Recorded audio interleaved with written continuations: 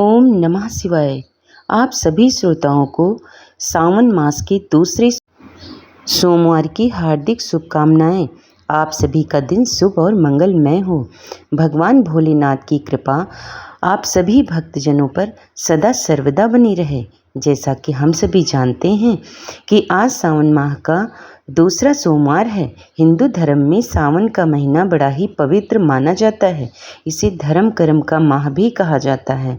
सावन महीने का धार्मिक महत्व बहुत ज़्यादा होता है। 12 महीनों में से सावन का महीना विशेष पहचान रखता है।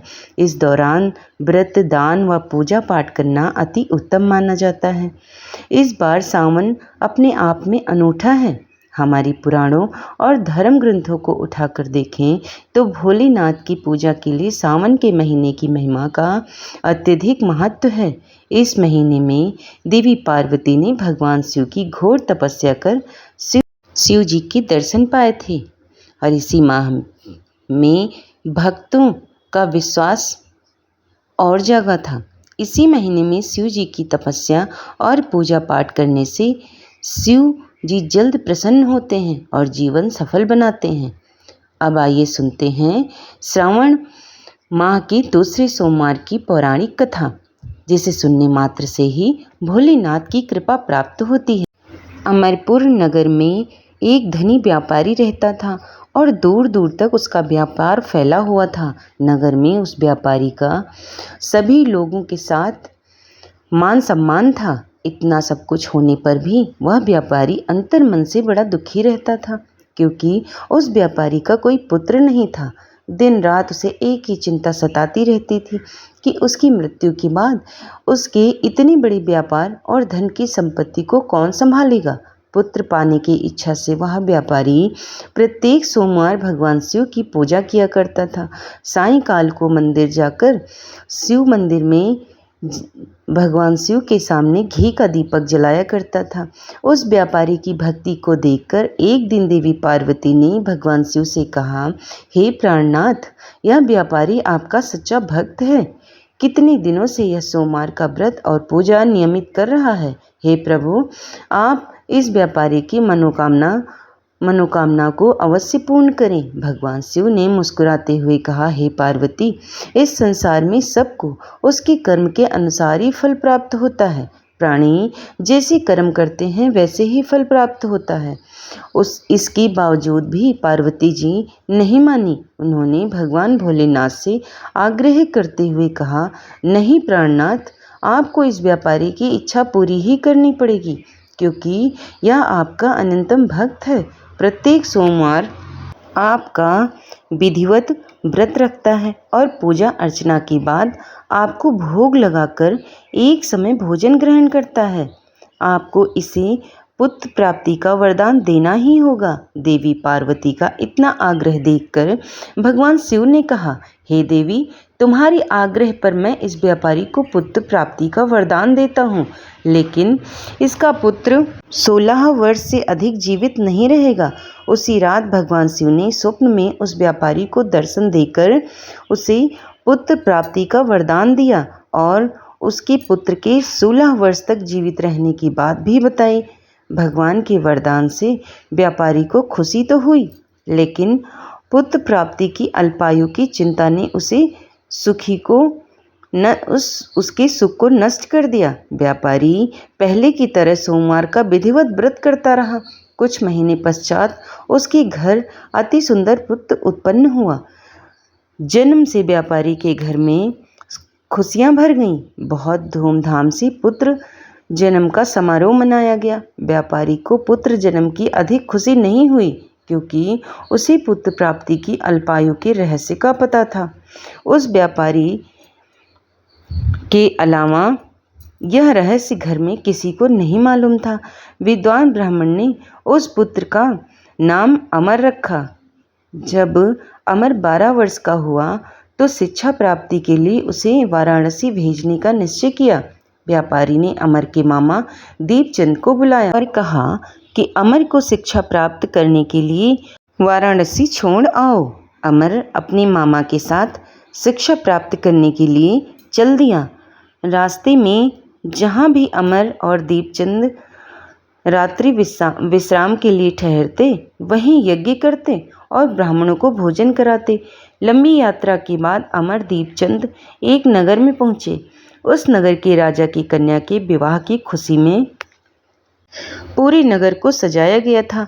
निश्चित समय पर बारात आ गई, लेकिन वर का पिता अपने बेटे की एक आंख से काने होने के कारण बहुत चिंतित था। उसे इस बात का भय सता रहा था कि राजा को इस बारे में पता चल गया तो कहीं वह विवाह से इनकार न कर दे, इससे उसकी बदनामी होगी।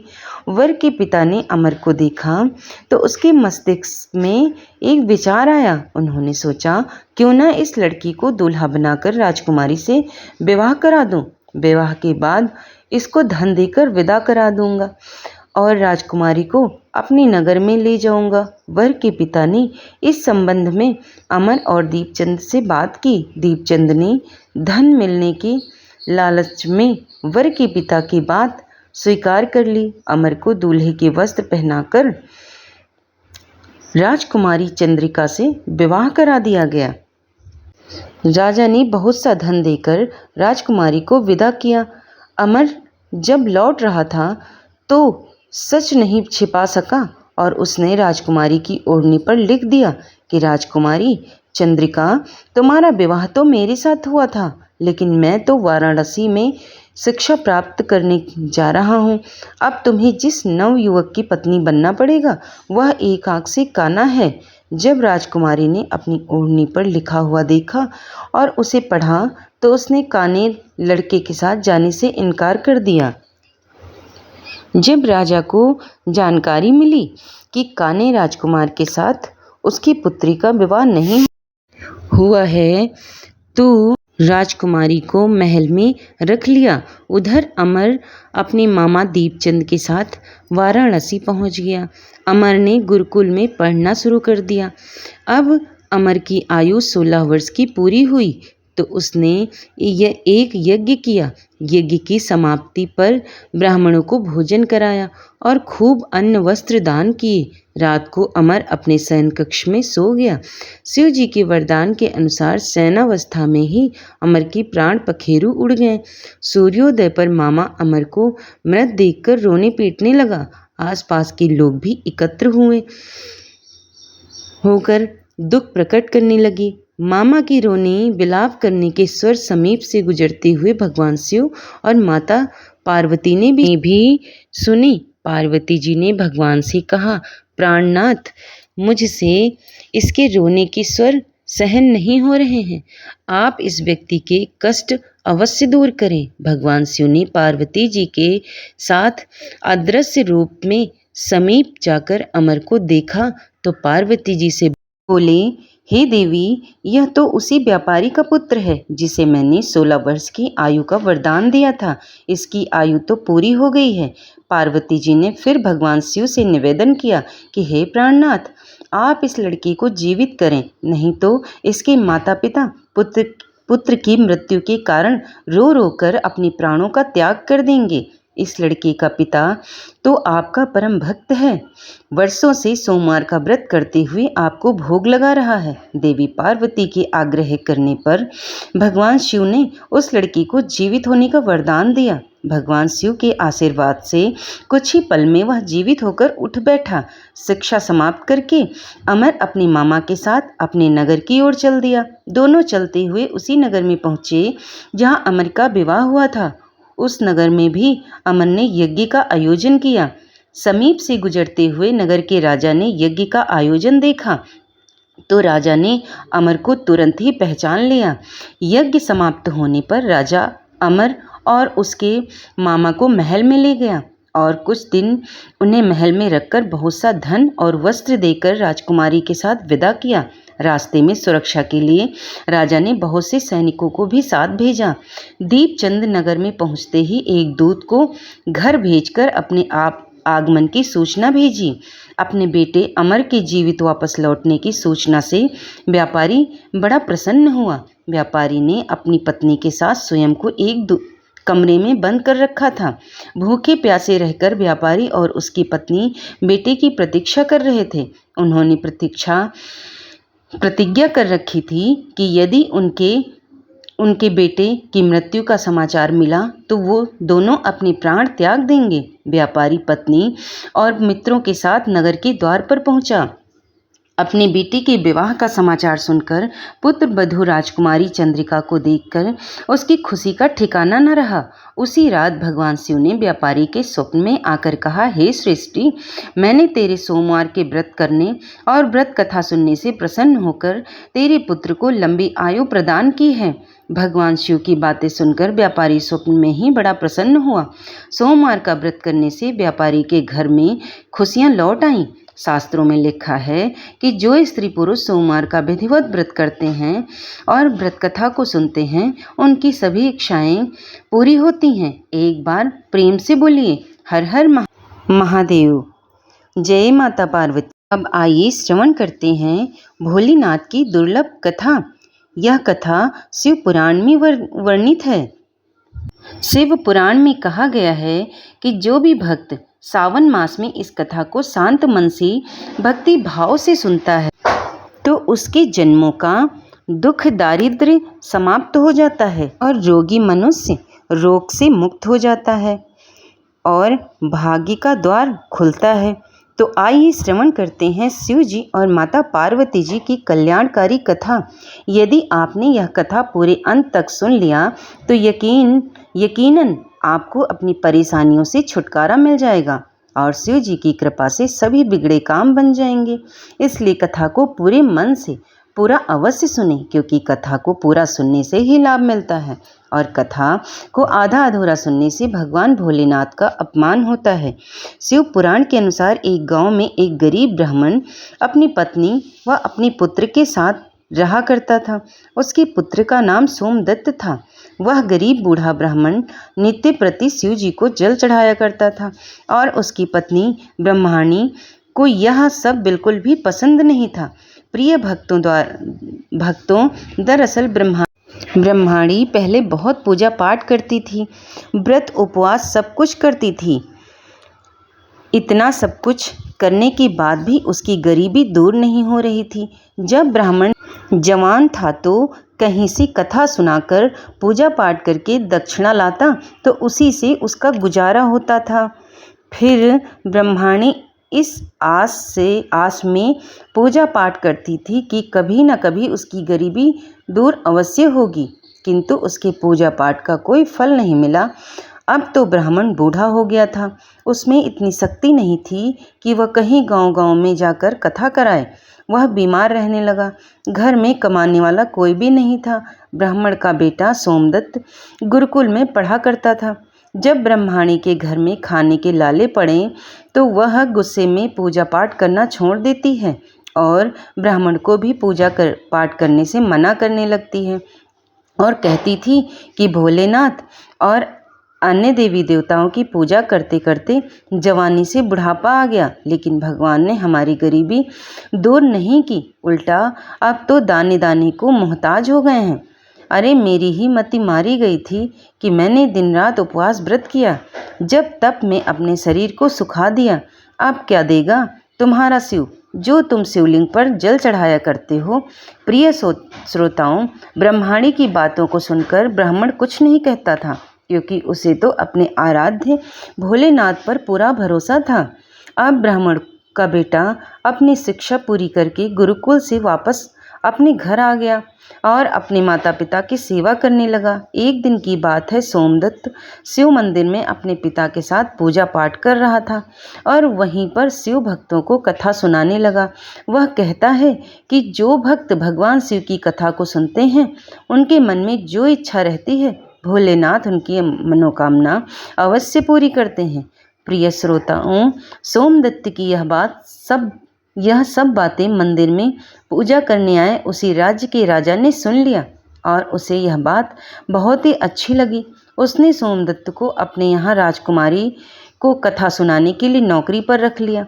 अब सोमदत्त प्रतिदिन राजा की बेटी को कथा सुनाने जाया करता था और वहाँ से दक्षिणा में जो भी मिलता उसमें ही वह अपने परिवार का पालन पोषण करने लगा। इस पर भी ब्रह्माणी खुश नहीं थी। उसने कहा, मुझे अपने बच्चे की भविष्य की चिंता है। हमारा जीवन तो जैसे तैसे कट गया, लेकिन मेरे पुत्र का जीवन अभी बाकी है। हमारे मरने के बाद उसका क्या होगा? हमारी भक्ति पूजा पाठ का फल लगता है कभी नहीं मिलेगा। क्या भोलेनाथ को मेरा दुख दिखाई नहीं देता?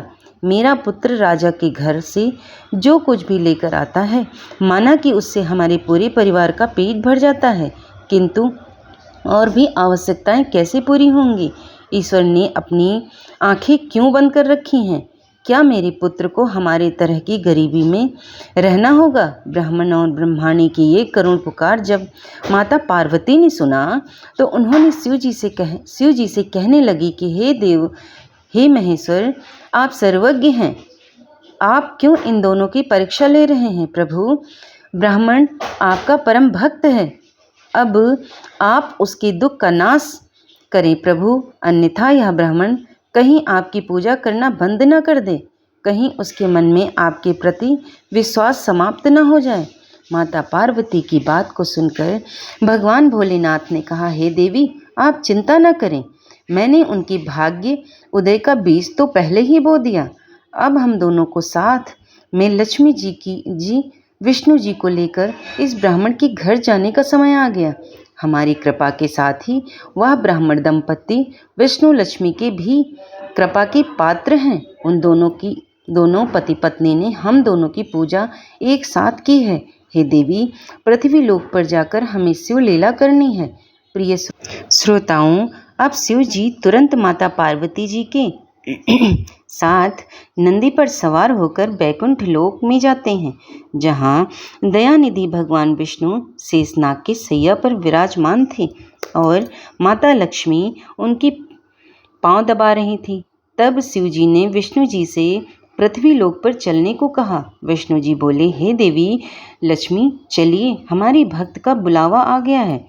अब क्या था, चारों देवी देवता साधु का वेश धारण कर पृथ्वी पर उस ब्राह्मण के घर पहुंचकर अलख जगाया और कहा, अलख निरंजन, अलख निरंजन। घर में से बूढ़ा ब्राह्मण निकला, उसने उन्हें प्रणाम किया तो उन साधु वेशधारी भगवान विष्णु और शिव जी ने कहा, हम रात्रि में आपके घर पर विश्राम करना चाहते हैं। इस पर ब्राह्मण पुत्र सोमदत्त ने अतिथि देवो भवः ऐसा विचार कर कहा, महाराज, मेरे घर में दक्षिणा में मिले दाल चावल आदि से हम तीनों के भोजन की पूर्ति होती है, अतः मैं एक समय के भोजन की व्यवस्था कर सकता हूँ। साधु ने उसे एक बर्तन देकर कहा कि वह दाल चावल इस बर्तन में बनाओ, तो हम सबका दोनों समय का भोजन बन जाएगा। इस प्रकार उस बर्तन में बने भोजन से दोनों समय के भोजन की पूर्ति हो गई। अगले दिन प्रातः काल में सोमदत्त जाने लगा तो साधु रूपी भगवान शिव जी ने पूछा, हे पुत्र, तुम कहाँ जा रहे हो? उसने कहा, हे साधु महाराज, मैं राजा की बेटी को कथा सुनाने जा रहा हूँ। साधु ने कहा, तुम कथा सुनाने के बाद राजा की बेटी से पूछना कि तुम किस अभिलाषा की पूर्ति के लिए कथा सुनती हो। अब सोमदत्त राजकुमारी को कथा सुनाने के बाद वही प्रश्न पूछता है कि तुम किस अभिलाषा की पूर्ति के लिए कथा सुनती हो। राजा की लड़की ने कहा, मैं इस अभिलाषा से कथा सुनती हूँ कि मुझे ऐसा वर मिले जिसकी चर्चा सभी लोग करें, उसके माथे पर चांद और सूरज की रोशनी हो तथा वह भाग्य का ऐसा धनी हो कि उसके कदमों में लक्ष्मी थिरकती हो तथा ऐसी बारात हो जैसी किसी ने अब तक नहीं देखी हो। प्रिय श्रोताओं, अब वापस आकर सोमदत्त ने राजकुमारी की सारी बातें साधुओं को बताई। अब देखिए, अगले दिन प्रातः काल में जब वह कथा सुनाने के लिए जाने लगा तो साधुओं ने कहा, बच्चा, आज राजा की बेटी से फिर वही प्रश्न करना, वह फिर से तुम्हें कल वाली बातें बताए तो तुम यह तुरंत कह देना कि जैसा पति तुम्हें चाहिए वैसा केवल मैं ही हूँ। ऐसा कहकर भाग आना। सोमदत्त ने कहा, हे साधु महाराज, कहाँ मैं गरीब ब्राह्मण जिसका घर उसकी दी हुई दक्षिणा पर चलता है, और कहाँ वह राजा की पुत्री। राजा मुझे और मेरे परिवार को मृत्यु दंड देकर मौत के घाट उतार देगा, अतः मैं ऐसा नहीं करूँगा। साधु ने कहा, ठीक है, हम तुम्हें परिवार सहित अभी श्राप से भस्म किए देते हैं। सोमदत्त पहले ही उनके चमत्कार से डरा हुआ था। उसने सोचा कि राजा तो बाद में मृत्युदंड देगा, यह तो अभी अपने श्राप से भस्म कर देंगे। अतः साधुओं को आश्वासन देकर कथा सुनाने के लिए चला गया। कथा सुनाने के बाद सोमदत्त ने कहा, हे राजकुमारी, कल आपने जो बताया था उसके अनुसार जैसा वर तुम्हें चाहिए वैसा वर मैं ही हूँ। ऐसा कहकर तुरंत वह वहाँ से भाग आया। राजा की पुत्री को एकदम आघात पहुँच गया। उसने के द्वारा अपने पिताजी को बुलाकर सब बात बताई। राजा ने आश्वासन दिया कि उस उदंड ब्राह्मण को उसकी सजा मिलेगी। राजा ने तुरंत अपने मंत्रियों से विचार विमर्श किया। एक वरिष्ठ मंत्री ने कहा, महाराज, उसने अपराध तो फांसी दी जाने वाला किया है, परंतु वह एक ब्राह्मण है। उसे फांसी देने पर एक ब्राह्मण हत्या का पाप लगेगा। कुछ ऐसा किया जाए कि वह दंडित भी हो जाए और ब्राह्मण हत्या का पाप भी न लगे। काफ़ी विचार विमर्श करने के बाद तय हुआ कि शादी का निमंत्रण पत्र कुछ शर्तों के साथ भिजवाया जाए। राजा ने शर्तों वाला निमंत्रण पत्र लिखवाकर अपने नौकर के हाथ सोमदत्त के पिता के पास भिजवा दिया। उधर सोमदत्त ने घर पहुंचकर साधुओं को बताया कि आपके कहे अनुसार कहने पर राजकन्या बहुत क्रोधित हो गई। अब शीघ्र ही फांसी का संदेश पहुंचने वाला है। कुछ समय बाद नौकर निमंत्रण पत्र लेकर वहां पहुंच गया। साधुओं ने नौकर को सम्मान सहित बिठाकर सोमदत्त को निमंत्रण पत्र पढ़कर सुनाने को कहा। पत्र इस प्रकार था, अर्थात पत्र पर लिखा था, हे ब्राह्मण पुत्र, हमें तुम्हारा शादी का प्रस्ताव मंजूर है, परंतु साथ साथ हमारी कुछ शर्तें भी हैं। हमारे द्वारा सभी शर्तें पूरी करने पर हम अपनी कन्या का विवाह तुम्हारे साथ कर देंगे। शर्तें पूरी ना होने पर तुम्हें परिवार सहित फांसी दी जाएंगी। शर्त इस प्रकार से है, पहली शर्त यह है कि बारातियों के ठहरने वाले सभी बारात घर तथा बनाए गए सभी तंबू बारातियों से भरे होने चाहिए। कोई भी तंबू खाली नहीं रहना चाहिए।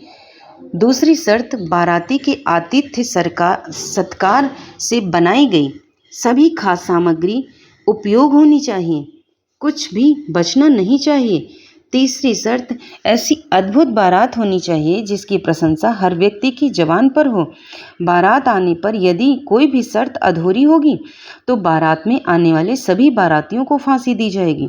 पत्र पढ़कर सोमदत्त डर से कांपने लगा। साधुओं ने कहा, तुम डरो नहीं, नौकर को भोजन खिलाकर पत्र का उत्तर देकर विदा करो और पत्र में लिखो कि आप विवाह की तैयारी करें, हम बारात लेकर आ रहे हैं। नौकर को भोजन में दाल भात परोसा गया, लेकिन भगवान शिव की कृपा से नौकर की थाली में 36 प्रकार का भोजन बन गया। विदाई में साधुओं ने, जो कि साधु के वेश में भोलेनाथ और विष्णु जी थे, उस नौकर को मुट्ठी भर धुनी की राख पत्र देकर विदा किया। बाहर आकर नौकर ने देखा कि वह राख नहीं, हीरे मोती हैं। वह बहुत खुश हुआ। राजा ने सकारात्मक उत्तर प्राप्त होने पर विचार किया कि वह गरीब ब्राह्मण किसके भरोसे ऐसा कर रहा है। क्या कोई दुश्मन राजा उसका साथ दे रहा है? यही सोचकर राजा ने शहर के तमाम बारात घर सजवा दिए और अनेकों तंबू लगवा दिए। राजा का विश्वास था कि अधिक आदमी ना आने के कारण वह शर्त हार जाएगा। सोमदत्त अपनी बारात में चलने के लिए जिसे भी कहता, वही उसे यह कहकर मना कर देता कि नहीं, तुम्हारा तो अंतिम समय आ गया है, हम बारात में तुम्हारे साथ मरने के लिए क्यों जाएं? ऐसी बात सुनकर वह बहुत ही परेशान था। शादी वाले दिन सोमदत्त को परेशान देखकर साधुओं ने कहा, पुत्र, आज तुम्हारा विवाह है और तुम परेशान हो रहे हो, तैयार होकर हमारे साथ चलो। तुम किसी भी बात की चिंता मत करो, हम तुम्हारे साथ हैं। सोमदत्त ने भाग्य में जो लिखा है वही होगा, यही सोचकर तैयार होकर साधुओं के साथ चल दिया। भगवान शिव जी ने इस बारात में चलने के लिए सभी देवताओं को मनुष्य रूप में आमंत्रित कर दिया तथा भूत प्रेत व अन्य अनेक गणों को भी शादी में बुला लिया, जिसके कारण सभी बारात घर वह लगाए गए सभी तंबू भर गए। इसके बाद भी कुछ बाराती बिना तंबू के रह गए। राजा के पास सूचना भिजवाई गई कि बारातियों के ठहरने का और प्रबंध कराया जाए। सूचना मिलने पर राजा ने विचार किया कि कहाँ से इतने व्यापारी आ गए हैं, चलकर देखना चाहिए। फिर क्या था, राजा तुरंत वहां पहुंचकर राजा को पहुंचा। वहां देखकर शिव जी ने शुक्रवासनी जी को बच्ची के रूप में बनाकर भूख के कारण रुला दिया। राजा ने 2 बच्चों को रोते हुए देखकर पूछा कि यह बच्चे क्यों रो रहे हैं। साधु बने शिव जी ने कहा, इन्हें भूख लगी है राजन। राजा ने उन बच्चों को खाना खिलाने के लिए भेज दिया। कुछ समय बाद राजा के कर्मचारी ने आकर बताया कि महाराज, वे दोनों बच्चे तो सारा का सारा भोजन खा गए हैं और फिर भी भूख भूख चिल्ला रहे हैं।